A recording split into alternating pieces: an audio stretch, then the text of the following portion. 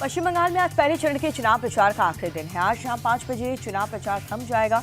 पश्चिम बंगाल की सीएम ममता बनर्जी आज हल्दिया, बैरकपुर, जगदल और साथ ही जोड़ा सांको में तूफानी प्रचार करेंगी और टीएमसी उम्मीदवारों के लिए वोट अपील करेंगी। जबकि बीजेपी के प्रचार की कमान संभालें केंद्रीय गृह मंत्री अमित शाह आज सिलीगुड़ी, पश्चिमी बर्धमान, पश्चिमी मिदनापुर और पूर्व मेदिनीपुर में जनसभा को संबोधित करेंगे। जबकि दिल्ली की सीएम रेखा गुप्ता आज सुबह 10 बजे आसनसोल दक्षिण में रोड शो करेंगी। तमिलनाडु विधानसभा चुनाव के लिए आज शाम 5 बजे प्रचार थम जाएगा। तमिलनाडु विधानसभा की सभी 234 सीटों में एक ही चरण में चुनाव हो रहा है।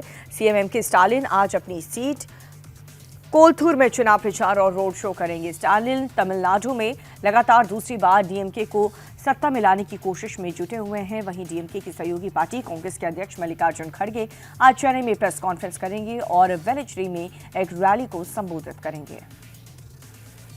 साउथ कोलकाता के पूर्व विधानसभा क्षेत्र के इकबालपुर में पुलिस स्टेशन के बाहर बीती शाम बीजेपी और टीएमसी के कार्यकर्ता के बीच जोरदार भिड़ंत हो गई। हालात को काबू में करने के लिए पुलिस को लाठीचार्ज करना पड़ा और कई कार्यकर्ता को हिरासत में लिया गया।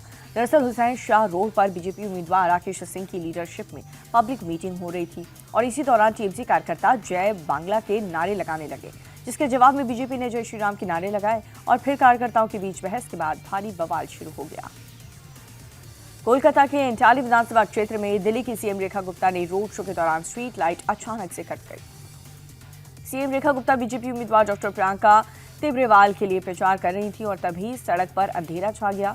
डॉक्टर प्रियंका तिब्रेवाल ने आरोप लगाया कि टीएमसी कार्यकर्ताओं ने सरकारी मशीनरी के दुरुपयोग करते हुए स्ट्रीट लाइट्स बंद करवाने का आरोप है। उन्होंने कहा कि टीएमसी के इन हथकंडों से बीजेपी कार्यकर्ताओं के मनोबल कम नहीं होंगे, वो निडर होकर अपना अभियान यूं ही जारी रखेंगे। मुख्य चुनाव आयुक्त ज्ञानेश कुमार ने पश्चिम बंगाल के निष्पक्ष, स्वतंत्र और पारदर्शी चुनाव करवाने का भरोसा दिया है। चुनाव प्रक्रिया में शामिल अधिकारियों के साथ एक बैठक में ज्ञानेश कुमार ने कहा कि चुनाव भय मुक्त और हिंसा मुक्त होगा। उन्होंने ये भी कहा कि चुनाव आयोग राज्य सरकार और लोकल बॉडीज को किसी भी तरह से चुनाव प्रक्रिया को प्रभावित नहीं करने देगा और सुनिश्चित करेगा कि बूथ जाम मुक्त हो। ज्ञानेश कुमार ने केंद्र के इशारों पर काम करने के टीएमसी के आरोपों पर सिरे से नकार दिया और लोगों से निडर होकर के वोट डालने की अपील की है। आधी आबादी की लड़ाई में आज सीएम योगी आदित्यनाथ शामिल होंगे। लखनऊ में आज बीजेपी महिला आरक्षण बिल को लेकर के एक बड़ा विरोध प्रदर्शन करेगी, जिसमें सीएम योगी, प्रदेश बीजेपी अध्यक्ष, दोनों डिप्टी सीएम और पूरा मंत्रिमंडल शामिल होगा। सीएम आवास के बाहर से प्रदर्शन शुरू होगा। सीएम योगी पैदल ही विधानसभा के सामने लगे हुए मंच तक मार्च करेंगे, जहां पर सीएम योगी बीजेपी के हजारों महिला कार्यकर्ताओं को संबोधित करेंगे। बीजेपी पूरे राज्य में ब्लॉक से लेकर के जिला मुख्यालय तक सीरीज में कार्यक्रम का आयोजित करेगी।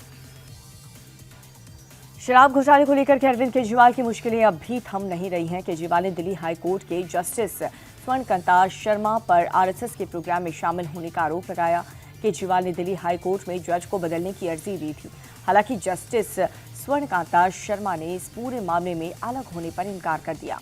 उन्हीं की अध्यक्षता में केस की सुनवाई होगी।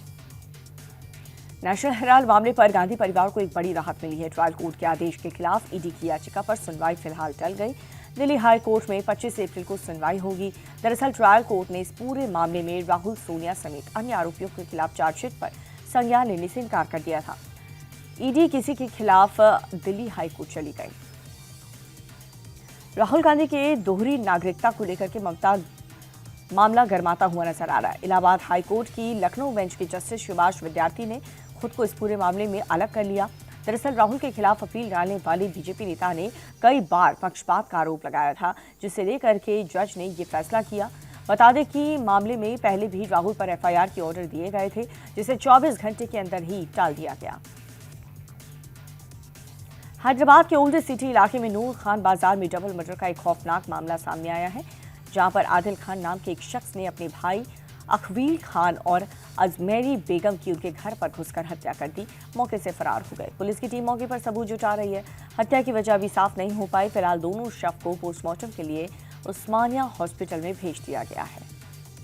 बिहार के गयाजी में महिला थाना सोमवार को अखाड़ा बन चुका है, जहां पर घरेलू विवाद सुलझाने पहुंचे एक परिवार की सास बहू में कहासुनी शुरू हो गई और देखते ही देखते मारपीट हो गई। बात इतनी ज्यादा बढ़ गई कि दोनों एक दूसरे पर टूट पड़ी और हेलमेट से वार करने लगी। परिवार के दूसरे लोगों की कोशिश के बावजूद जब हंगामा नहीं थमा तो महिला थाने के पुलिसकर्मी को दखल देकर के दोनों को अलग अलग करवाना पड़ा। मारपीट में सास गंभीर रूप से घायल हो चुकी है। यूपी के फिरोजाबाद में दो कार के बीच जोरदार टक्कर का वीडियो सामने आया है। फिरोजाबाद रोड एक कार तेजी से आ रही थी और तभी गली से एक कार तेजी से सड़क पर निकली और सड़क पर आ रही कार ने उसे टक्कर मार दी। टक्कर इतनी जोरदार थी कि गली से निकली कार उछल करके पलट गई और दूसरी कार डिवाइडर से जा टकराई। गली में निकली कार में सवार युवक हादसे में घायल हो गया। मौके पर मौजूद लोगों ने युवक को अस्पताल में भर्ती करवाया। इटावा में बीती रात कार रिपेयरिंग की दुकान में आग लगने से अफरा तफरी मच गई। मौके पर धू धू कर लपटें उठने लगी हैं। पुलिस और दमकल विभाग की टीम ने कड़ी मशक्कत के बाद हालात पर काबू पाया। आग किस वजह से लगी है, इसकी जांच की जा रही है। हादसे में बड़े पैमाने पर नुकसान की आशंका है। कानपुर के नौबस्ता इलाके में बीती रात एक इमारत में आग लग गई, जिसकी वजह से कुछ लोग अंदर फंस गए। सूचना मिलते ही दमकल विभाग की टीम मौके पर पहुंची और रेस्क्यू ऑपरेशन चला करके फंसे हुए लोगों को बाहर निकाला, साथ ही आग पर काबू भी पाया। दिल्ली के मुखर्जी नगर में एक हैरान करने वाला वीडियो सामने आया है, जहां पर सड़क पर खड़ी कार एक शख्स ने पेट्रोल डाल करके आग लगा दी उस पर। पूरी घटना पास में लगे सीसीटीवी कैमरे में कैद हो गई। पुलिस ने मामला दर्ज करते हुए सीसीटीवी के जरिए जांच तेज कर दी। अमृतसर में पुलिस को बड़ी कामयाबी मिली है। पुलिस ने 6 पिस्टल के साथ 3 आरोपियों को गिरफ्तार किया। जानकारी के मुताबिक हथियार सप्लाई इस मॉड्यूल में ड्रोन की मदद से सरहद पार के हथियार मंगवा रहा था। फिलहाल पुलिस मामले की जांच कर रही है। पंजाब के बठिंडा में रेलवे स्टेशन पर बम की धमकी के बाद सुरक्षा बढ़ा दी गई है। पूरे स्टेशन परिसर में चेकिंग अभियान चलाया जा रहा है, साथ ही ट्रेन की भी तलाशी ली गई है। जांच में कुछ भी संदिग्ध मिला नहीं और जानकारी के मुताबिक सोशल मीडिया के जरिए ये धमकी दी गई थी। यूपी के कौशाम्बी में जमीन विवाद को लेकर के दो गुट आपस में भिड़ गए, बीच भारी बवाल हो गया। मामला इतना ज्यादा बढ़ गया कि दोनों पक्षों के बीच पत्थरबाजी तक नौबत आ गई। जमीन विवाद को लेकर के पहले दोनों पक्ष के बीच कहासुनी हुई और देखते ही देखते मारपीट में बदल गई। पथराव में कई लोग गंभीर रूप से घायल हो गए हैं। पत्थरबाजों के खिलाफ केस दर्ज कर लिया गया। 13 नामजद और 17 अज्ञात के खिलाफ मुकदमा दर्ज कर लिया गया है। यूपी के मऊ में दर्दनाक सड़क हादसा हुआ। एक तेज रफ्तार स्कॉर्पियो ने एक नाबालिग को टक्कर मार दी और उसके बाद एक कार को इतनी जोरदार टक्कर मारी कि कार कुछ दूर पर जा गिरी। गंभीर रूप से घायल बच्चे को फिलहाल अस्पताल में इलाज चल रहा है। आजकल ऑनलाइन फ्रॉड बहुत ज्यादा बढ़ चुका है। सीबीआई ने डिजिटल अरेस्ट से बचने के लिए नए एआई चैट बॉक्स को लॉन्च किया है और इसकी मदद से यूजर्स को फर्जी नोटिस, ईमेल और फोन कॉल की सटीक जानकारी मिलेगी, जिससे वो डिजिटल अरेस्ट होने से बच जाएगा। अक्सर देखा गया है कि स्कैमर्स कानूनी भाषा का इस्तेमाल कर लोगों को गिरफ्तारी का डर दिखा करके पैसे ऐंठते हैं। इसी चैट बॉक्स की मदद से ऐसे ही केसेस पर लगाम लगेगी। नोएडा की डीएम मेधा रूपम ने सेक्टर 24 स्थित ईएसआईसी हॉस्पिटल का इंस्पेक्शन किया है। डीएम ने अस्पताल में सीनियर डॉक्टर्स और अधिकारियों के साथ मीटिंग की। श्रमिक मरीजों को मिलने वाली सुविधाओं और डॉक्टर्स की अवेलेबिलिटी पर अपडेट लिया।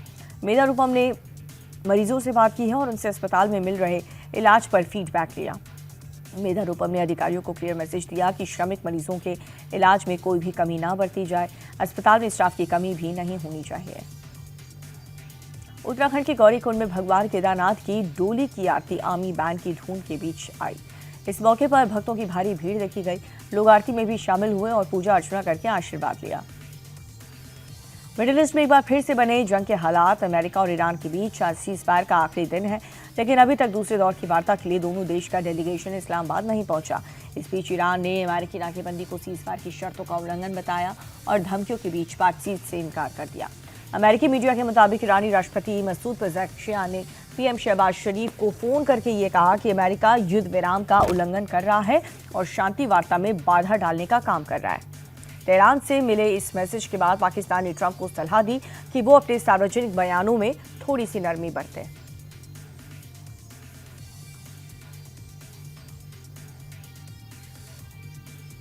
ईरान की नेशनल असेंबली के स्पीकर मोहम्मद बागिर गालिबाफ ने बेहद कड़ा रुख अपनाया है। उन्होंने सोशल मीडिया पोस्ट के जरिए ये कहा कि हम धमकियों के साए में वार्ता स्वीकार नहीं करते। गालिबाफ ने चेतावनी देते हुए कहा कि पिछले 2 हफ्तों में ईरान ने युद्ध के मैदान में नए पत्ते खोलने की तैयारी कर ली है। गालिबाफ ने अपने सोशल मीडिया पोस्ट में लिखा है कि ट्रंप ने घेराबंदी थोप करके युद्ध विराम का उल्लंघन किया और वो बातचीत के मेज को आत्मसमर्पण की मेज में बदलने की कल्पना कर रहे हैं। अमेरिका के प्रेसिडेंट डोनाल्ड ट्रंप ने दोहराया है कि सीज फायर से पहले अगर कोई भी समझौता नहीं होता है तो युद्ध विराम को बढ़ाने की संभावना बहुत ज्यादा कम है। ट्रंप ने यह कहा कि डील करना ही ईरान के पास एकमात्र विकल्प है। ट्रंप ने एक इंटरव्यू में यह बताया कि सीज फायर वॉशिंगटन के समय के मुताबिक बुधवार शाम को समाप्त होगा। रिपोर्ट के अनुसार प्रेसिडेंट ट्रंप ने यह भी कहा कि यदि उससे पहले कोई भी समझौता नहीं होता है तो युद्ध विराम को बढ़ाने की संभावना बहुत ज्यादा कम हो जाएगी। पूर्वी रूस में भारी बर्फबारी ने लोगों का जनजीवन अस्त व्यस्त हो चुका है। हाईवे पर दर्जनों बस और कार बर्फ में फंस गई हैं। रूसी इमरजेंसी मिनिस्ट्री के मुताबिक रेस्क्यू टीम लोगों को बचाने में जुटी हुई है और अब तक 28 बच्चों सहित करीब 250 लोगों को रेस्क्यू करके राहत केंद्रों में पहुंचा दिया गया है। रेस्क्यू टीम ट्रकों की मदद से बर्फ में फंसी गाड़ियों को निकाल रही है। मौसम विभाग के मुताबिक आज भी इस इलाके में बर्फीले तूफान की आशंका है। अमेरिका स्पेस एजेंसी नासा अपने अगले मिशन मून आर्टेमिस 3 की तैयारी में जुट चुकी है। नासा के स्पेस लॉन्च सिस्टम रॉकेट का सबसे बड़े कोर स्टेज को तैयार कर लिया गया। सोमवार को न्यू ऑरलियंस में मौजूद कंपनी से कोर स्टेज को बाहर निकाला गया है। स्पेस लॉन्च सिस्टम का कोर स्टेज करीब 212 फीट लंबा है और इसे नासा के लिए रवाना कर दिया गया है। मिशन मून आर्टेमिस 3 का प्रशिक्षण 2027 में तय किया गया और ये चंद्रमा पर डॉकिंग का टेस्ट करेगा। आईपीएल में आज सनराइजर्स हैदराबाद और दिल्ली कैपिटल्स के बीच खेला जाएगा मुकाबला। दोनों टीम्स के बीच हैदराबाद के राजीव गांधी स्टेडियम में होगी टक्कर।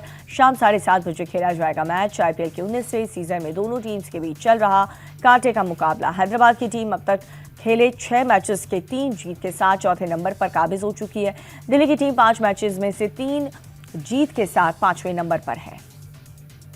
आईपीएल में दिल्ली और हैदराबाद के बीच कांटे की टक्कर जारी है। आईपीएल में अब तक दोनों टीम्स के बीच 26 बार आमने सामने की भिड़ंत हुई है। हैदराबाद की टीम 13 मैचेस में जीत के साथ बढ़त बढ़ाए हुए है, जबकि दिल्ली की टीम 12 मैचेस में जीत दर्ज की है। दोनों टीम्स के बीच एक मैच बेनतीजा रहा। आईपीएल में कल खेले गए मुकाबले में मुंबई की गुजरात को 99 रन से हरा दिया। मुंबई की टीम लगातार 4 मैचेस में हार के बाद जीत का स्वाद चखी। मुंबई ने पहले खेलते हुए 200 रन का टारगेट दिया।